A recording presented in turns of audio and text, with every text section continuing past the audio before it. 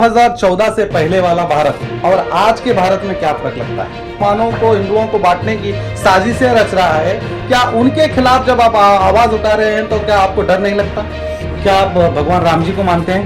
क्या आपके राम जी और आरएसएस के राम जी में क्या फर्क है? दिल्ली के दंगों के समय जिन लोगों ने शांति की अपील की वो लोग जेल के अंदर हैं। 1992 में बाबरी मस्जिद की शहादत के बाद मुझे लगा कि जो धर्म के नाम की राजनीति, ख्याल कीजिए धर्म नहीं, धर्म के नाम की राजनीति जो बढ़ रही है। मैं हूं शकील बागमरे और इस वक्त मेरे साथ एक ऐसी शख्सियत जो किसी नाम की मोहताज नहीं, प्रोफेसर राम पुन्यानी जी इस वक्त हमारे साथ हमारे स्टूडियो में बैठे हैं। तो पहले मैं प्रोफेसर राम पुन्यानी जी का हमारे स्टूडियो में आने के लिए उनका धन्यवाद कहता हूं। बहुत शुक्रिया जी। जैसे कि आप सभी को पता है कि प्रोफेसर पुन्यानी आज स्पेशल कार्यक्रम सेव डेमोक्रेसी कार्यक्रम में आए हैं। तो पहले हम इनसे यही सवाल करते हैं, सर आपको ऐसा क्यों लगता है कि हमारे देश की डेमोक्रेसी खतरे में है? देखिए, हमारे देश की डेमोक्रेसी जो है वो सेक्युलरिज्म, प्लूरलिज्म इस पर आधारित है और पिछले 20-25 साल से एक धर्म के नाम पर अपनी राजनीति को लोगों पर लादने की जो कोशिश कर रहे हैं वो उसका परिणाम अभी हमें असेंबली इलेक्शन के चुनाव में भी देखने को मिला।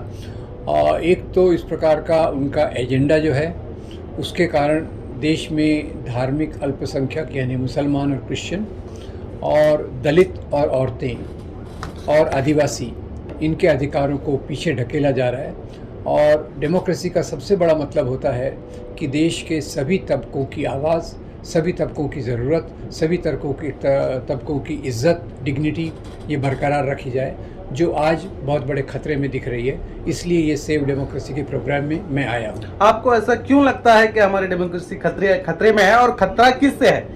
देखिए, हमारे डेमोक्रेसी में खतरा जो है उसका आप देखिए कि जो भी हमारी सरकारी संस्थाएं हैं जी, वो इलेक्शन कमीशन हो, एनफोर्समेंट डायरेक्टरेट हो और बाकी जो ऑटोनॉमस ऑर्गेनाइजेशंस, इलेक्शन कमीशन वगैरह हो, उसके बारे में बहुत सारे सवाल खड़े हो गए हैं।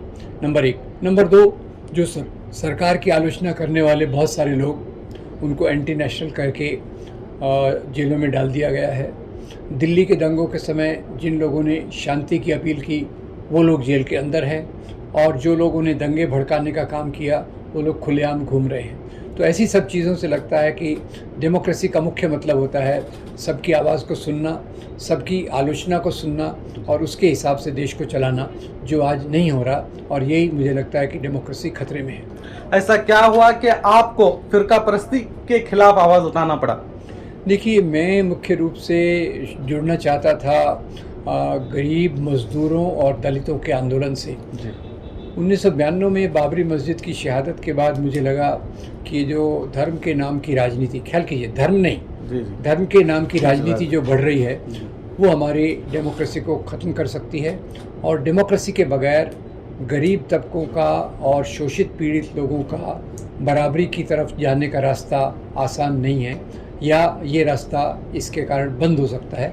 इसलिए इस फ़िरका परस्ती ताकतों के ख़िलाफ़ मैंने जो एक काम करने का फैसला किया उस पर लगा हुआ हूँ। सर आपको 2014 से पहले वाला भारत और आज के भारत में क्या फ़र्क लगता है? देखिए, 2014 के भारत के पहले के भारत में एक उम्मीद थी कि हम लोग जो आज़ादी के आंदोलन में हमारे नेताओं ने जो सपना देखा था वो गांधी हो, अंबेडकर हो, भगत सिंह हो, और जिस आज़ादी के आंदोलन के कारण हमारा संविधान बना उसके तरफ जाने की कोशिश की जा सकती है। 2014 के बाद लगातार ये लग रहा है कि ये काम अभी मुश्किल होते जा रहा है और जगह जगह इस प्रकार के लोग घुस रहे हैं जो इस राजनीति से क्लोज़ हैं। उसका सबसे गंदा उदाहरण हमको धर्म संसद में देखने को मिला, जहाँ खुलेआम मुसलमानों पर का कत्लेआम किया जाए, इस प्रकार की आवाज़ भगवाधारी संतों ने बार बार उठाई। और सबसे बड़ी तकलीफ़ की बात यह है कि इस प्रकार की नफ़रत की आवाज़ उठाई गई और उसका विरोध सरकार की तरफ से नहीं हुआ, सरकार इसमें चुप रही। तो इसलिए जो उनकी सरकार की खामोशी है वो एक अलग प्रकार का मैसेज, संदेश देती है जो हमारे लोकतंत्र के लिए एक बड़ा खतरा है। सर, जबकि आप खुद एक हिंदू हैं और आपने कईयों के खिलाफ जो मुसलमानों के विरोध जिस तरह से आज हालात बने हुए हैं, जो धर्म को बांटने की जो सियासत चल रही है, तो आप इन नफरत बांटने वालों के खिलाफ ओपन सामने आते रहे हैं। क्या आप एक हिंदू रहकर एक हिंदू तबका जो मुसलमानों को, हिंदुओं को बांटने की साजिशें रच रहा है, क्या उनके खिलाफ जब आप आवाज़ उठा रहे हैं तो क्या आपको डर नहीं लगता? देखिए, दो सवाल आपके हैं। पहले तो हिंदू रहने के बावजूद इस प्रकार के जो लोग हिंदू धर्म के नाम पे राजनीति कर रहे हैं उसके खिलाफ आवाज़ उठाना इसलिए ज़रूरी है कि इसकी राजनीति से न केवल मुसलमान और क्रिश्चियन बल्कि हिंदुओं के एक बड़े तबके को भी नुकसान होगा। तो ये हिंदू मुसलमान का सवाल मेरे लिए नहीं है, मेरे लिए सिटीज़नशिप का सवाल है, नागरिकता का सवाल है। इसलिए मैं जो भी आवाज़ नागरिकता के खिलाफ उठाए, जैसे अगर मैं पाकिस्तान में होता तो मैं इसी प्रकार की जो फ़िरका परस्त ताकतें इस्लाम के नाम पर हैं उनके खिलाफ आवाज़ उठाने की कोशिश करता। तो सवाल यहाँ हिंदू मुसलमान का नहीं है, सवाल है एक लोकतांत्रिक डेमोक्रेटिक सिटीज़नशिप वर्सेस धर्म के नाम वाला एक राष्ट्र जो सबकी नागरिकता को खतरे में डालता है, पहला। और दूसरा, डर का जहाँ तक सवाल है, अब देखिए, अगर आपको समाज में सुधार लाना है तो आपको उस प्रकार के काम तो करना पड़ेंगे। अब यही सवाल अगर आप महान पुरुषों से पूछते, महात्मा गांधी से पूछते, भगत सिंह से पूछते, तो उनका क्या जवाब होता? मैं तो एक अदनी सी हस्ती हूँ, मेरा तो उसमें कोई जवाब नहीं है। पर कोशिश है कि एक अच्छा समाज बन सके, इसके लिए अपनी आवाज़ को उठाते रहो और उस पर करते रहो। क्या आप भगवान राम जी को मानते हैं? देखिए, भगवान राम भारत के पूरे आम जनमानस में बैठे हुए हैं, यहाँ तक कि उनको इमाम हिंद भी कहा गया है।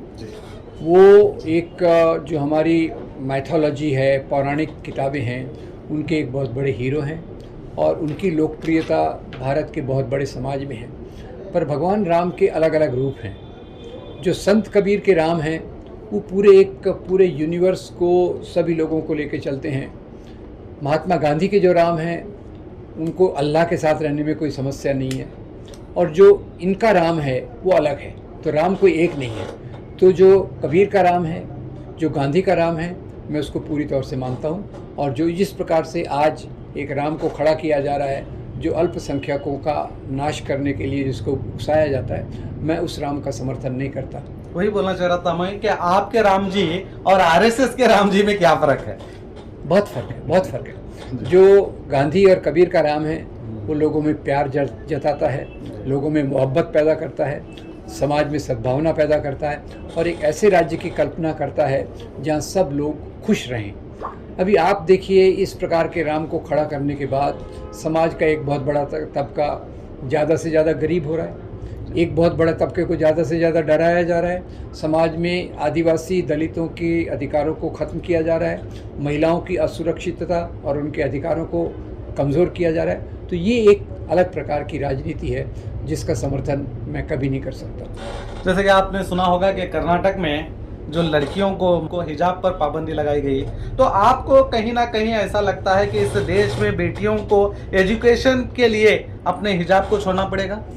देखिए, हिजाब पहनना ये उनकी चॉइस है, और जो स्कूल कॉलेज में पहले वो कॉलेज तक हिजाब में जाती थी, क्लासरूम में हिजाब निकाल देती थी, वो उनका एक अरेंजमेंट था और उसके माध्यम से चलता था। लोगों को आज़ादी होना चाहिए कि वो किस प्रकार से कपड़े पहने, अगर उनको हिजाब पहनना है। पर अगर स्कूल कॉलेज का रूल है कि क्लास के अंदर हिजाब नहीं चलेगा, तो वो पहले चल रहा था, ऐसा उसमें कोई बहुत बड़ी बात नहीं है। पहले यही चल रहा था कि वो हिजाब पहन के जाती थी, क्लासरूम में उतार देती थी, और उसको स्टेटस को उसी रास्ते पर वापस लाना मेरे ख्याल से ज़्यादा उचित होगा। पर लड़कियों की शिक्षा को किसी प्रकार से कॉम्प्रोमाइज़ नहीं करना चाहिए, ये उन्हीं का ज़्यादा नुकसान है। और वहाँ एक प्रकार से रास्ता निकालना चाहिए जहाँ की उनकी शिक्षा भी चल सके, स्कूल के नियम भी चल सकें, और वो उसमें अपनी स्वतंत्रता हिजाब पहनने की, उसके अधिकार को भी लागू कर सकें। एक ऐसी गंदी सियासत भी चल रही है कि आज मुसलमानों के खिलाफ कई संगठनें तो आ चुके हैं और साथ ही साथ शपथ खिलाई जा रही है कि मुसलमानों के साथ कोई व्यापार भी ना करे। तो इस तरह के मानसिकता के लोगों के लिए आप क्या कहना चाहेंगे? मैं यही कहना चाहता हूँ कि उन्हें उनके दिमाग में एक जहर भरा गया है। ये उनकी स्वाभाविक तरीका नहीं है। हमारे समाज में स्वाभाविकता ये है कि हम एक दूसरे के साथ प्यार से रहें। सदियों से यहाँ यही होता रहा है। पर एक सांप्रदायिक संगठन है जो इस प्रकार का जहर लोगों के मन में डाल रहे हैं। तो हमें इस प्रकार की सांप्रदायिकता जो मुसलमानों को बायकॉट करने को कहती है, मुसलमानों के खिलाफ नफ़रत फैलाती है, क्रिश्चियंस के खिलाफ नफ़रत फैलाती है, उस सांप्रदायिक राजनीति से हमको लड़ना पड़ेगा। और ये बात सबको याद रखना पड़ेगा, ये हिंदू बनाम मुस्लिम का मामला नहीं है। ये मामला है लोकतांत्रिक मूल्य, डेमोक्रेटिक वैल्यूज़ वर्सेस धर्म के नाम वाली राजनीति।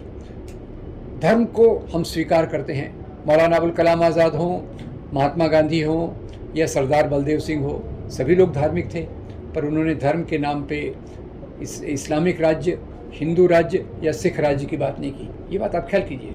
पर जो लोग खुद धार्मिक शायद नहीं थे, जिन्ना साहब शायद ज़्यादा धार्मिक नहीं थे, उन्होंने इस्लामिक राष्ट्र की बात की। सावरकर नास्तिक थे, वो कहते थे गाय एक पवित्र पशु है, उन्होंने हिंदू राष्ट्र की बात की।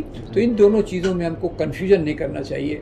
और जो गांधी का रास्ता है, मौलाना आज़ाद का रास्ता है, उस रास्ते पर हमको चलना चाहिए। तो हिंदू मुसलमानों को बांट कर सियासत, जो गंदी सियासत खेली जा रही है, ऐसे लोगों के लिए आपका कुछ ऐसा मैसेज जो जनता के हक में हो? देख, जनता के हक में मैं यही कहूँगा कि अगर आपको हिंदू धर्म के बारे में बात करना है तो आप संत कबीर से सीखिए, नरसिंह मेहता से सीखिए, तुकाराम से सीखिए और ऐसे संतों से सीखिए जिन्होंने इंसान को इंसान से जोड़ा।